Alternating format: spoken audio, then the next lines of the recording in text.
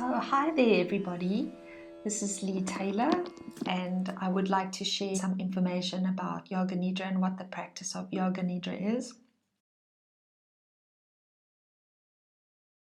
which is specifically for women to be able to restore and nourish themselves, take care of their well-being and be able to have more energy, more balance and more flow in their day-to-day life.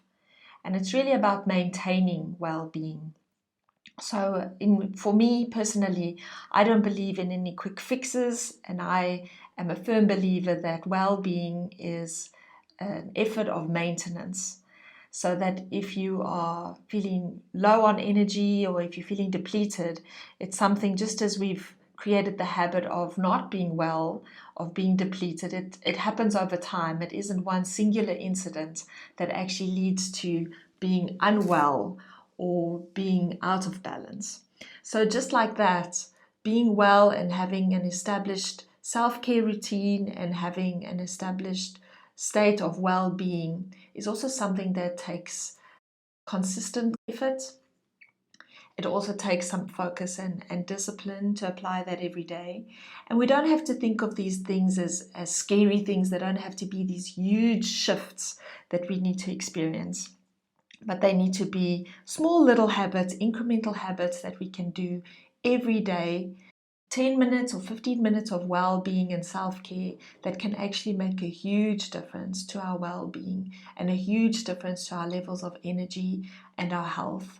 Not only our physical health, but also our mental well-being and the way that we are able to be more at ease with day-to-day life, especially now during this time, this very stressful time of COVID, with a lot of uncertainty, a lot of lack of clarity about what's going to happen in the future, and also this feeling of being out of control. So I think when you are establishing yourself with a well-being and a self-care routine, these are ways that can help us to feel more grounded.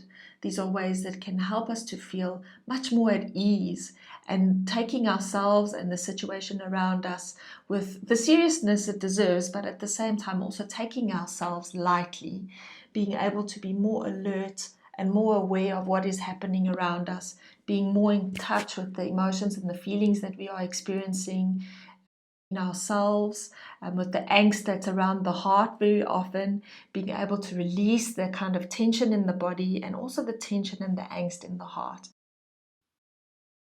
Just say a little bit about my background. I've been doing meditation for it's almost 21 years now. And I've had a lot of training, working on myself and also doing a lot of meditation and extended times of retreat. But what is really the most powerful or most effective for overall well-being is that day-to-day maintenance, even if it's 10 minutes or 15 minutes a day. Sometimes we need more time to spend more time on immersing ourselves in deeper types of practices, in doing retreats, in having a weekend of wellness. But at the same time, I also think that it's most important to maintain well-being on a day-to-day level. So one of the practices that I've personally found is Yoga Nidra. And Yoga Nidra isn't specifically anything to do with the physical type of yoga with asana, except that you mostly do it in Shavasana, which is the lying down or the corpse pose. That's the way that one can have most benefit out of it. But also you can do it sitting in a comfortable armchair. You can do it when you're lying down on your couch. Actually, you can even do it when you're on the loo. It's really one of those practices that if you become more and more familiar with self-care and self-healing, that it almost happens in a spontaneous way. What I've also found really, really powerful about the practice of Yoga Nidra and why I love to encourage others to do the practice and to try it out for themselves is that anybody from any age, in any physical disposition, is able to do the practice.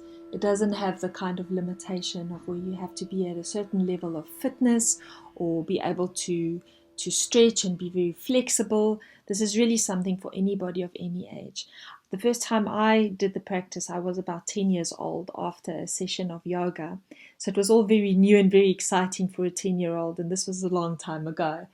And I remember that effect of the practice still today resonates with me. and that something so profound can impact a young person. So I know that this kind of practice can be for anybody. And I think that children are actually very receptive to this kind of practice because they are curious. They don't have so much judgment and so much limitation about what they can or can't do. They're willing to try and experiment. So I invite you also to have that childlike kind of enthusiasm to practice yoga nidra and see what it does for you. Maybe the first time you do it, there's resistance. This happens in the body. Often we are battling ourselves in many ways. So I think that this is something that needs to be tried a few times and to see if it feels right for you and if it benefits you. So I really invite you to play with that and to give yourself the opportunity to be able to relax. Not because I'm giving the practice of yoga nidra, but just because I really believe that the practice can really benefit you. And there's many people who are giving yoga nidra practices online. So I invite you really to experiment and to play and to see what type of style suits you best. Yoga Nidra has different types of applications. It also often has practices that aid more sleep. There's applications that are for more healing and more nourishment. And there's also applications that you can use in the morning for when you're waking up. Essentially, it's the same practice that you're doing at different stages. And sometimes you can even repeat the same practice over and over again because you've changed. Your mind is in a different state. Your mood is in a different way. Your physical disposition feels different on that day. So the practice is always different because you're always different at different times of the day. So I really invite you to experiment playing with different yoga nidras for a period of time, practicing the same yoga nidra and see what the effect is. One of the best ways, however, is if you do it through a guided practice, and you can do this before you go to sleep at night in bed. That's a very powerful way of being at ease because you're already in a relaxed state. So setting up yourself for maximum comfort or relaxation, the good pillow or something underneath your head and your shoulders, just like you would naturally go to sleep. Lying down usually on the back. You can lie on your side if it's uncomfortable on the back. Placing a pillow underneath your knees and making sure that you're covered, that there's not too much of a breeze. There's enough ventilation in your room so it's not stuffy, but also that you are warm and cozy. And usually yoga nidra is also done when you are lying still.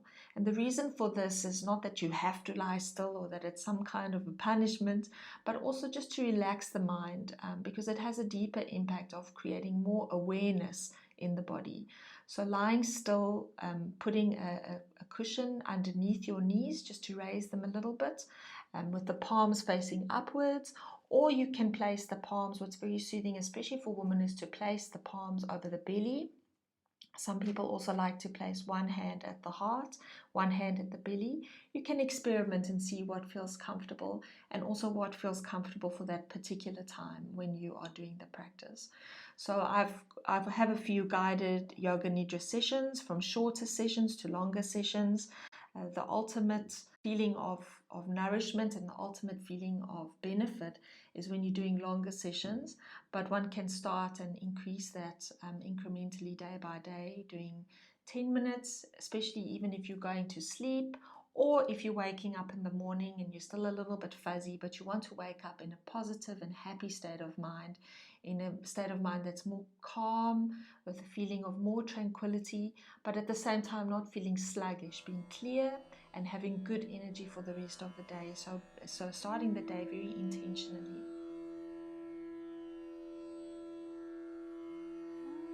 What I really like about the practice of yoga nidra is it isn't something that has to be done sitting up.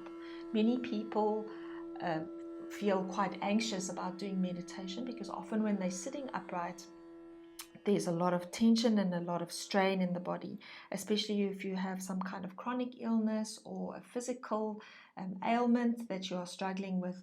So what is very comfortable and comforting about yoga nidra is that you can do this lying down in a very comfortable position, practice whenever you need. So really becoming more aware of what your body needs and what your mind needs. So that's why it's really beneficial to have a variety of practices of 10 minutes or 15 minutes or 20 minutes. 20 minutes is a really good amount of time for the body to enter into a state of relaxation, but also having a longer session, sometimes 40 minutes if you have a bit more time over the weekend or on an easy, slow Sunday morning. And it doesn't mean you have to get up and do anything. You just simply listen with your headphones in and you can do the practice, and it can really help to release so much tension in the body and help to let the body let go and surrender a lot of angst and dis-ease in the body. So as I mentioned before, specifically Yoga Nidra is also for the practice of awareness. And how this works is that you're becoming more aware of the parts of your body. It's not necessarily listening to everything that is said, but by placing your awareness gently on those different areas of the body, you're becoming more connected and feeling more whole as a person. So you're creating that kind of awareness that's not only of the physical body, but also of the mental body and also of the heart. So this is a really good balance to create a kind of holistic healing and feeling of well-being in the body. When you're doing Yoga Nidra for extended periods of time or doing more immersive practices, then Yoga Nidra also starts to take on a different kind of more profound effect. And this is something that can only really be through experience of doing the practice over time, where you're getting more into the subtle, more sensitive states of mind, which is very, very nourishing, and also creates a state of much more awareness and a lot more subtle awareness about what is going on in the body and the mind, and also going actually beyond the body and the mind, getting into a very, very deep state of relaxation and a deep state of ease. There's a sense of real well-being that takes care and kind of washes over the whole body when you're doing the practice for more extended periods of time. So it's not necessarily like you're going into a trance or into a hypnotic state. Some people experience things like that depending on how receptive they are to the practice. But actually it's this sense of real ease. That's how I like to approach the practice. This kind of awareness and real connectedness, real attentiveness happens with the body, where it's not something that is external to you. You operating in your body is doing its own thing. You and the body are aligned. The practice also of Shavasana, this is where the yogic part comes in, is that Shavasana, even though it seems like one of the practices that is the easy practice to do, many people find it very difficult to lie down and just relax. Ironically, relaxing is probably one of the hardest things that we can do.